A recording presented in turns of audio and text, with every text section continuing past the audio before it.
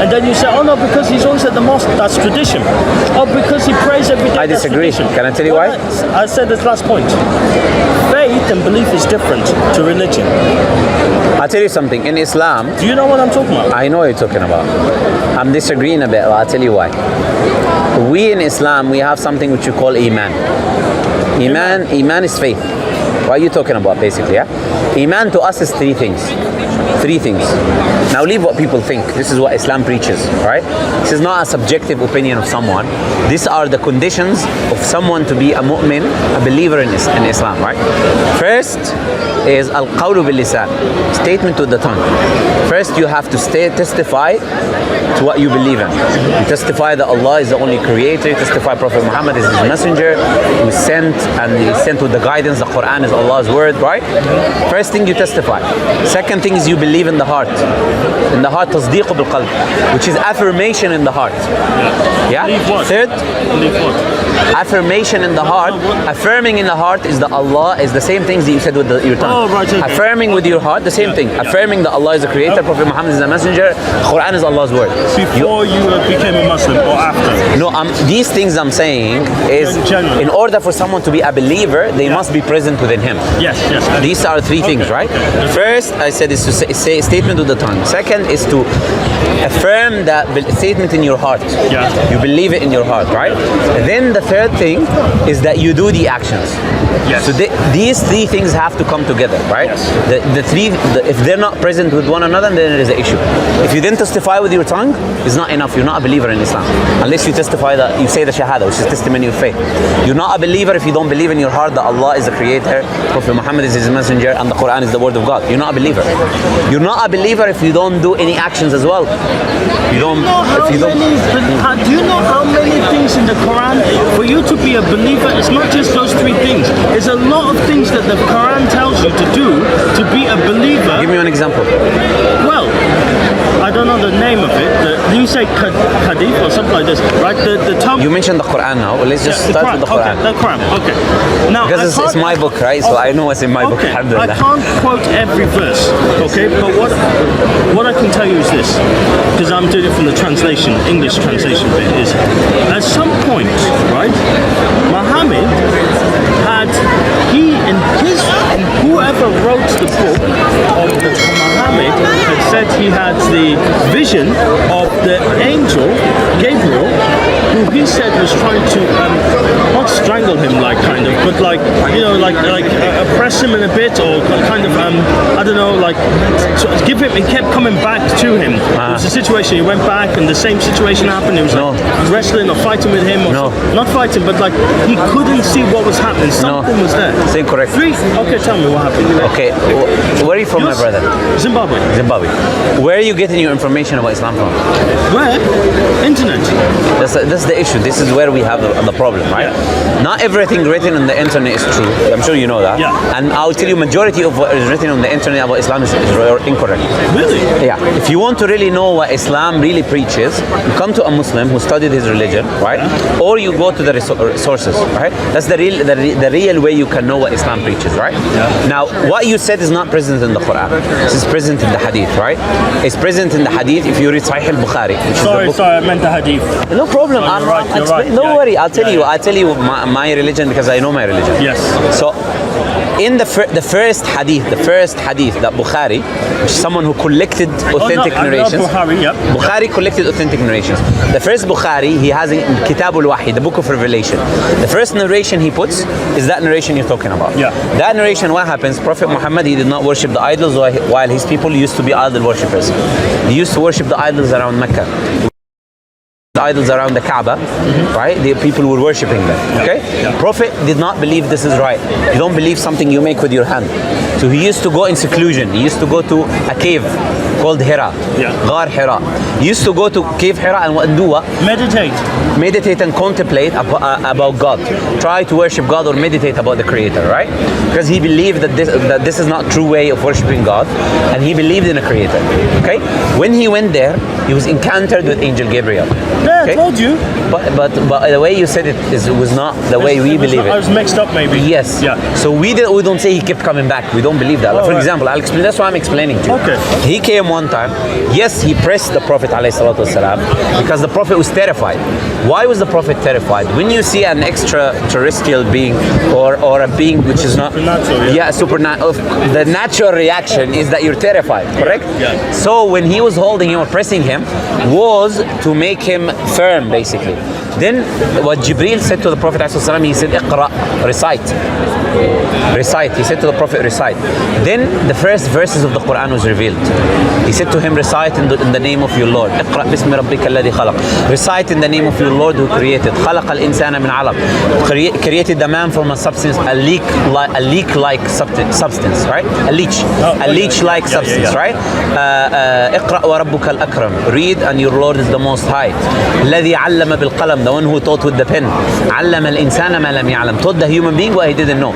The whole chapter, first chapter of the Quran, which is Iqra, was revealed in that time. Prophet Muhammad then, he heard this revelation. He was terrified. He went back to his wife. His wife was Khadija bint Khuwaylid, yeah? This was the wife he was married before he received revelation. This was the first revelation, right? He went back, he was scared. He said to his wife, Zammiluni, cover me. Then he said to her, I'm afraid something bad is going to happen to me. Yeah. She said to him, because he encountered a supernatural thing. She said to him, no, by Allah, this will not, by God basically. Allah is the Arabic word, used to use Arabic word for God. She said, no, by Allah, you are a person who's good. You give charity to the people. You help the poor. You're honest. You trust. You people know good of you. Allah will never do evil to you. So he was calm down. You understand? Then Allah Azza wa Jal, he gave him encountered Jibreel, the angel, encountered him in another time, and he told him that he is the messenger of God, and he told him that he has a message to deliver to the people. Then Prophet Muhammad, he was given the command to deliver now, to preach. Allah Azza wa Jal, he said, "Ya ayyuhal muddaththir qum fa'andir." Oh, you one who's covered, stand up and deliver the message. وَرَبَّكَ فَكَبِّرْ, and your Lord glorify him. وَثِيَابَكَ فَطَهِّرْ, and purify your clothing, right? So this is how things happen. This is how things properly happen and how Muslim properly believes it. It's definitely not the way you were kind of saying. You get the point? So if you want to get things, as I said, come back to a Muslim and we clarify things to you. So when I said to believe is three things. First is to testify with your tongue. Second is to believe in your heart. Third is to do the actions that Islam tells you to do as much as you can. Allah Azza wa Jal says in the Quran, obey Allah as much as you can. Yes. And Allah as much as you can. No one can be perfect. You understand? Now you are going to say something. Now, Yeah. just imagine, I need to know your name. Muhammad, like the Prophet. Muhammad. Okay, Hayden. Just imagine, Muhammad. I'm imagining it. Okay. You have been a wicked person up until today, Okay. but you've been a Muslim as well. Now, you got a problem because your relationship. No. Let's listen. I want to Your understand what you're saying. What do you mean wicked and a Muslim? Wicked in which way? No. I'm saying you're wicked, like you shout at your wife. You do evil. You do evil things. Yes. Right? And you're a Muslim. Yeah. No, the Muslim bit is not really the important bit. The more What you're saying, your yeah. person, but Yes. I said, and it happens to be. Yes, so you're a Muslim. That's Yes, just I understand. I didn't think it offensively. I'm just understanding what you're saying. At some point in your life, you will come to the realization you have to change. You have to change your ways, your actions, and your behavior. Yes. Now, You should. Hopefully you do. Before you die. Yeah. When that happens, what two questions I have for you?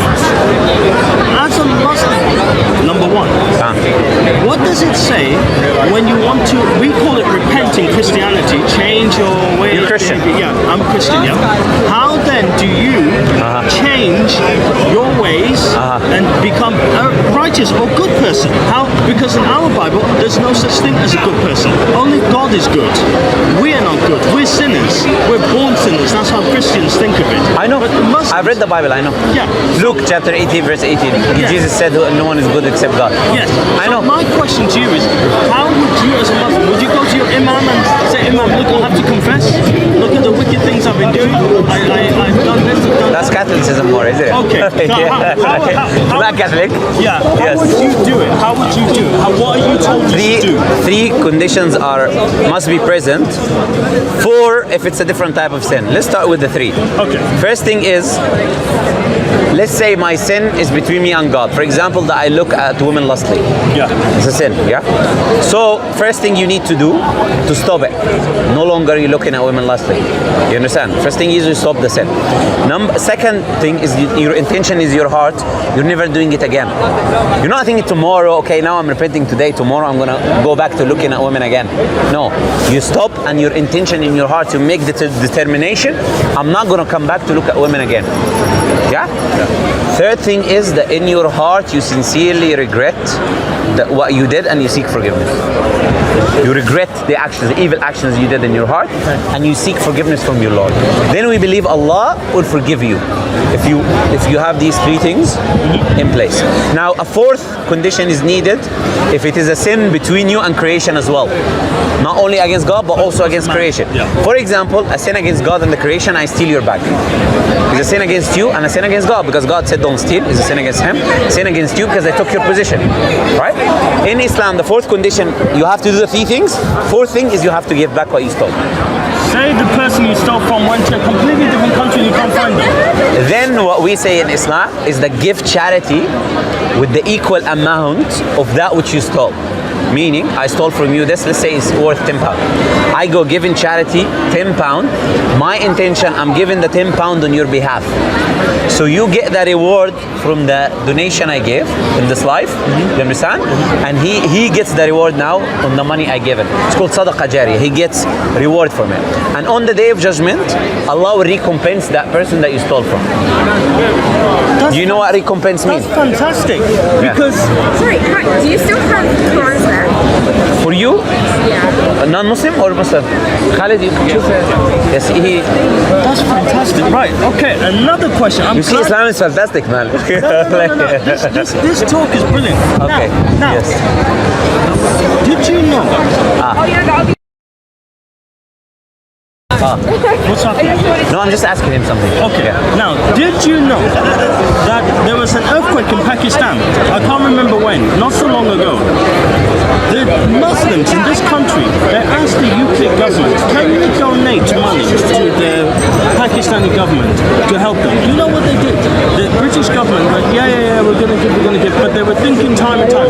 The Muslims from here, God bless you, the Muslims here, they raised not just the amount that they needed to help the people, but not double, not treble, like so much money just in the UK that the Pakistani Muslims are most charitable people in the world anyways. Listen to this. The Pakistani government said, you have not only given to help us, but you've given us so much more.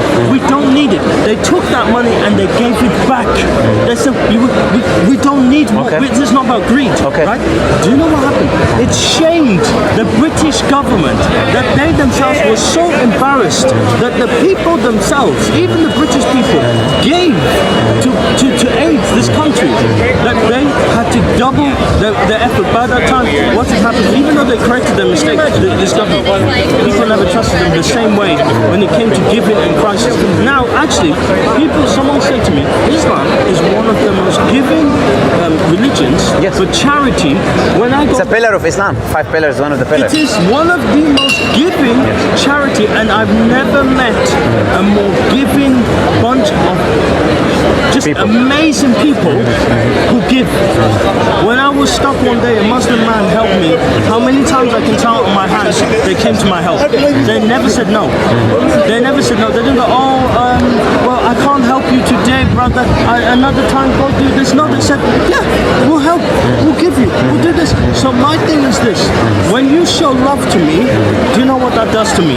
It makes me want to show you love. Yeah, of course. So Islam, natural reaction. What? Some cases, but Islam, they don't seek love to give so that you will give it back. Yes. They do it anyway. Yes. They do it freely. Yes. Freely. You know what the Quran, we say in the Quran, I'll let you read now what you're saying. I'll tell you why we do what we do. Look. I want just to get the name of the chapter. Al-Insan. It was incredible. Yes. I'm not gonna lie. Such a beautiful people. Beautiful people. And all governments have done. Spread hate, division, divide. is right. Bombing countries, Muslim countries, bombing Afghanistan. But there's another question I have for you while you're looking for this. What does the Iran's Islam say about when these things like your countries, Syria, Afghanistan, Iraq are all bombed? What is the response that the imams and the people say? That how do you forgive them for killing your people, murdering them? The British government or whoever is bombing, you're saying? Yeah, Americans, British, French, German, whatever. How do you guys forgive them? How do you find it in your heart to forgive them? I will show you as well and from the Quran. But I have the numbers in my head in the Arabic. Sorry, I have so many questions. No, it's good. It's good. We're here to answer questions anyway. Okay. That's the whole reason we're here. You didn't think it'd be this much. You're like, oh my goodness, I want to just go home. No. I actually am happy to answer questions. Yeah. This is why I'm here. So, the Surah of Insight. Okay. Can you read here? This is the characteristics of believers. Yeah. So look here. They give food in spite of love for it. That you love the thing, but you give it to the needy, the orphan and the captive, saying, we feed you only for the sake, approval of Allah. We wish not from you any reward or gratitude. When we're given as believers, the Quran teaches us, when you're given to the other people, we're not given waiting from your gratitude or for your love or for, no, we're giving you for the sake of the Creator. So that is the reason we give as Muslims, right? We give him for the sake of Allah, sake of the Creator, the love of the Creator commanded us to do. We obey our Creator and we love goodness for other people. I don't need to get anything back from you when I give you something, right? I don't need to expect. If I expect something from you, then I haven't given you. I'm just doing an exchange. That's why interest is forbidden in Islam. I give you, of course, it's one of the biggest major sins in Islam. If you look, it's the only sin where Islam says you're waging war against Allah. What? You're waging war against Allah. Look. Get out of town. I'll show you right now. Seriously? I'll show you right here. One of the biggest sins. I'm telling you, those who consume interest cannot stand on the day of resurrection except the one who's being beaten by Satan into insanity. That's because they say trade is just like interest. Now look here what Allah says. And if for you who believe, give up what remains of your interest if you should be believers. And if you do not, be informed of a war against you from Allah and His Messenger. So interest is one of the biggest major sins in Islam. No, wait. Break that bit down. What does that mean? That mean that the beat to insanity? That the person on the day of judgment, when he comes up, when he walks on the day of judgment, when he's resurrected, it would be like the one who's beaten up by Satan until he's insane from the sins that he was doing in this life. Because wait, you mean the sin or all sins? The sin of interest. Where did you? No. Here. That didn't follow through that way you said it. Look. Read it again. Those who consume interest. Okay. Cannot stand on the day of judgment except as one stand who is beaten up by Satan into insanity. Then read the rest. That is because they say trade is just like interest, but Allah permitted trade and forbidden interest. So whoever has received an abomination from his Lord and desist may have what is past and his affairs. Wait. So the ones who deals with interest, on the day of judgment, they will stand like the one who's beaten up by Satan. Does that mean that's why Muslims? But then that can't be right because Muslims do have bank accounts in like. I'll answer that. Yeah. I'll answer that right now. Most Muslims have. In Islam, we have a rule. Islamic banks anyway, don't they? And now no. We do use the other banks as well. I'll tell you. That's shocking. The reason being, no problem. Reason is what in Islam we have a rule. It's called al-darurat tubih al-mahdurat. Things which are necessary makes the impermissible permissible. For instance, I'm gonna die right now. Pork is haram. You know that. I'm gonna die, and there is nothing. I don't wish death on you. Oh no, I'm just an example. I'm gonna die, and there's nothing to eat except pork. In order for me to live or continue my life, I have to eat from pork. Islamically, you are allowed to eat the pork to survive. And not because you want to eat it or you like it, but for the sake of surviveness because it's a necessary thing. Similarly, alcohol. alcohol. If there's alcohol, I'm gonna die from thirst. You get the point? Then I can drink the alcohol just to maintain my life. Yeah, you're not trying to sin. Yeah, and as limit for necessity only. Eat as much as necessary. You don't eat even in the whole pork, no. Eat as much as keeps you alive, right? So, dealing with interest today became a necessity in Islam. Here you cannot work without dealing with a bank which has interest and usury and is the system, right? So Muslims are forced to deal with banks that run with usury and interest. But we deal with the banks that doesn't give us interest in return, but still through the bank they will do interest anyway. God showed me in a dream how bad having interest is a couple of weeks ago, like a month ago. That if I tried to make money through interest. So what we believe, I'm telling you, is the worst, one of the worst sins. But we only have bank accounts, not credit cards. You're not allowed to have a credit card. I have a debit card. The bank I have personally doesn't give me interest. I told them I want an account that doesn't give me interest, current account, yeah? So we don't get interest from them. I don't take anything from them. I'm just using the bank because I necessarily have to use the bank. You get the point? To do work in this country. So Islamically, interest is one of the biggest. We don't do mortgage. We don't do mortgage. We don't take loans for university. That's impermissible. Some Muslims do it. You understand? Some Muslims disobey, make sense, like everyone makes sense. But Islamically, you're not allowed to do these things. Yeah. Now, the answer to the second thing you're saying is this. Oh, the walls. Yes. It's in my mind. Don't worry. Look. And we will surely test you with something of fear, hunger, loss of life, loss of wealth, right? And give good tidings to the patient. Those who, when a disaster strikes them, say, indeed we belong to Allah and to Him we shall return. Those are the ones who are upon them blessings from their Lord and mercy, and those are the rightly guided. Allah is saying, we will surely test you. You will be tested by people killing you, loss of life, loss of wealth, loss of land. Allah will test you. Why? This life is a test. You believe we're here? That's exactly what I came to the point. I was like, come on, man. Every time I step out of the door and I have these not good intentions, but I'm like, yeah, I want to do good, I want to do this, and something happens. It doesn't matter how I planned the day and what I told myself, something happens, something crazy happens. Does Allah plan something else, or God plan something other than what you planned? You know? Yeah. It's not necessarily Allah. He puts in this life tests for you. Yeah. He wants to see. Allah says, do you think we will leave you to say I believe and you will not be tested? We surely have tested those who came before you. So Allah will make evident, make clear those who believe and those who don't believe. Anyone can say, you're my friend, I love you. But you really know your friend or not when you need something, he gives you, he's there for you or he's not there for you. Actions will actually show. So Allah says, you say you believe. Okay, this is your test. How will you react when your test comes to you? So this life that we believe in, Muslims that we believe, is the test. If you do good, you'll be rewarded in the afterlife. If you do evil, you'll be punished. Right? This is this life for us. And Allah will test us throughout the life. Individuals we speak to, situations we come across, the way we behave, the way we conduct ourselves are all ways of Allah testing us. Okay, last question. Yes. Then I'll have a question for you. Yeah, okay. Thank you so Yeah, much. no problem. Yeah, no problem. We're in, and I'm going to say it. Yes. We're in Sin City here. Yes. Right? Do you know what I mean by that? You can say that, yeah. Sin City. I agree with you. Sin Yeah. City, I right? agree. That's why there has to be someone preaching righteousness. Yeah, exactly. Yes. Just that's beautiful. That's beautiful. That's what we're thinking in our mind, That's actually. beautiful. I like that. Yeah. Would you ever go and try to do that in Sodom? Sorry, what? I don't know how that came by. Yeah. I mean in Soho? Soho, which Yes. I call Sodom and Gomorrah. Yeah, we can, yeah. Or would you get into trouble? No, we wouldn't. In fact, when the day the gay parade was here, we were here. It's coming tomorrow. They're we're doing here. A massive one. I'm here tomorrow. Are you?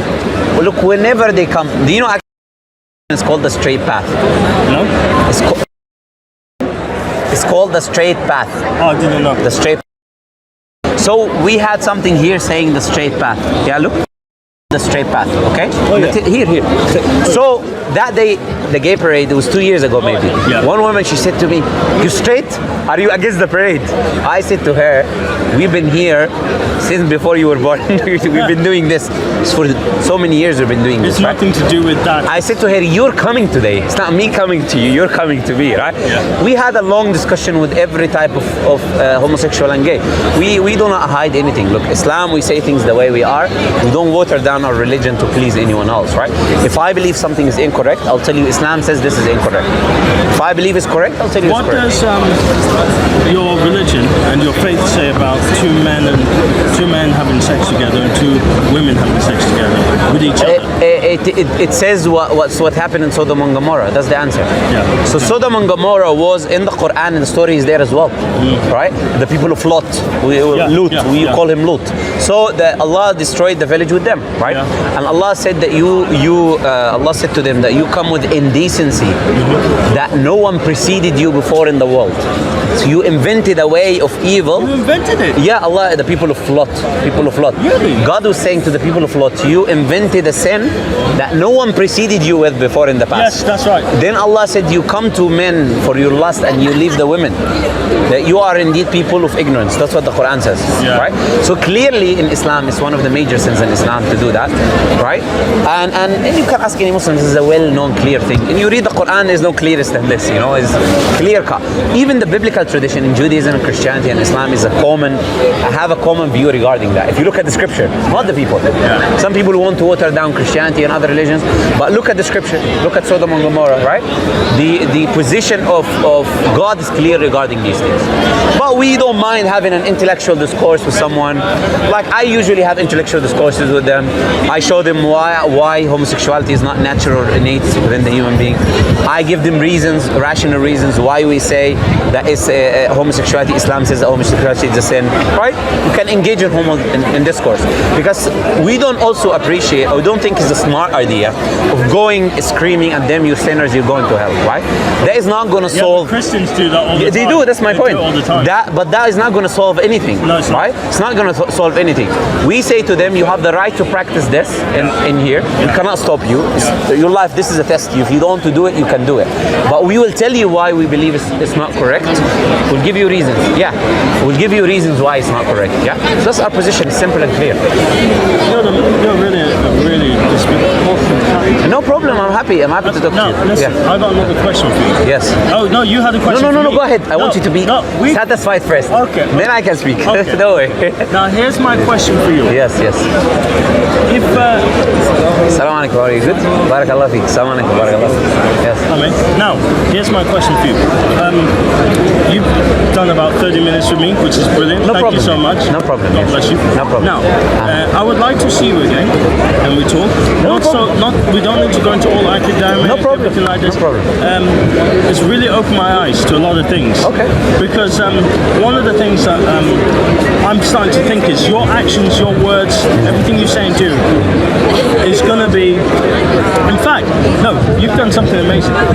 Really great, actually. You didn't even judge the people here. You said we've come to bring the Positive view righteousness. the right Preaching righteousness. preaching righteousness Yes. to the people. Yes. You never said, Yes. oh, these people are bad, these people are Yes, wicked, yes, these people. You didn't condemn them. Yes. In fact, you wanted to do something better than that. This is incredible. That's what the Prophet ﷺ taught us. Yeah. Christianity, we see them going, you sinners, you're going to hell, stop doing this, stop doing that. And at one point, I was looking at going, is that really what the Bible says about? Is that how we should treat each other? No, because Jesus didn't do it. And Muhammad didn't go out and go, you're all sinners, you're going to hell, you're evil. And the people at the time of the Prophet were more sinners than they are today. Reason being, we apply what we call empathy. Empathy is we put ourselves in the shoes of others, right? How I look at the people around me, this is me personally, and that's what Islam teaches you to do, is that you have been blessed. God has blessed you with giving you the guidance of what is the truth, of how to behave, of how to live your life. Someone else, Allah did not give him that blessing. Maybe he was born in a family where he never encountered the truth. Maybe his life and his situation was completely different. So his life led him to what he's doing. So rather than you beating him up, maybe it's not his fault, rather than attacking him and maybe it's not his fault, why don't you tell him what is the truth, what is right, and maybe God will place guidance and hope in his heart and love in his heart, and then he will stop what he's doing and he will change what he's doing, right? So that's what we try to do. Even people, they hear a lot of bad things about us online and in the media, they hear a lot of bad things about Muslims. We're here to show the people that what you're hearing is not not true. And we are here to present our faith, to show you what our faith says. Yeah. Not our opinions, but what the scripture really says, what Allah says and what the Prophet says, right? That's what we try to do. And I don't mind, you said you want to sit down, I don't mind, yeah, whatever you Now, want, yeah, sure. ask me the question before I go. No problem, now.